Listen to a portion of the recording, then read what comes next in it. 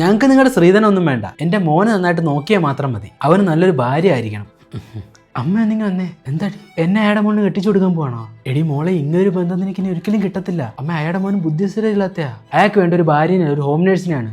അയാൾക്കാണ് ഇട്ട് മൂടാനുള്ള സ്വത്തുണ്ട്, കോടീശ്വരനാ, കോടിക്കണക്കിനുണ്ടോ. എടി നീ ആ വീട്ടിലോട്ട് ചെന്നാ പിന്നെ ആ സ്വത്തൊക്കെ ആർക്കാ? നിനക്കുള്ളതാ. നമ്മളും രക്ഷപ്പെടും, നീയും രക്ഷപ്പെടും. അന്ന് എനിക്കൊക്കെ. എന്താ കുട്ടിക്ക് എന്തെങ്കിലും എതിർപ്പുണ്ടോ? എതിർപ്പൊന്നുമില്ല, അവക്ക് സമ്മതാ.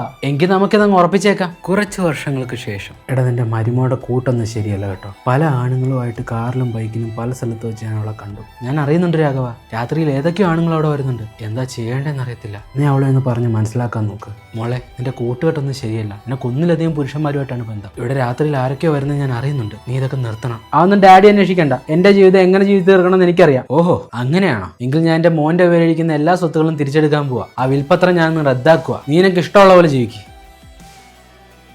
എങ്ങനെ? ഇന്ന് നൈറ്റ് വരട്ടെ? അത് നിങ്ങളെല്ലാവരും ഒന്നിവിടം വരെ വരണം. ആ കിളവനെ അങ്ങ് തട്ടണം. അയാൾ സ്വത്തൊക്കെ തിരിച്ചെടുക്കാൻ പോവാ. ഞാൻ അവന്മാരൊക്കെ ആയിട്ട് വരാം. സ്വത്ത് തട്ടിയെടുക്കാൻ കാമുകന്റെ സഹായത്തോടെ ഭർത്താവിന്റെ അച്ഛനെ കൊലപ്പെടുത്തിയ കേസിൽ 1-ാം പ്രതി, അന്വേഷണ ഉദ്യോഗസ്ഥരെ പോലും ചുറ്റിച്ച തന്ത്രശാലിയായ പ്രതി, തടവുകാലത്തും വിവാദ നായിക, ചില ഉന്നത ജയിൽ ഉദ്യോഗസ്ഥരുമായി അടുപ്പം. ശിക്ഷാ കാലാവധിയുടെ 14 വർഷം പൂർത്തിയാക്കിയ ഷെറിൻ സർക്കാർ സഹായത്തോടെ പുറത്തിറങ്ങുന്നു.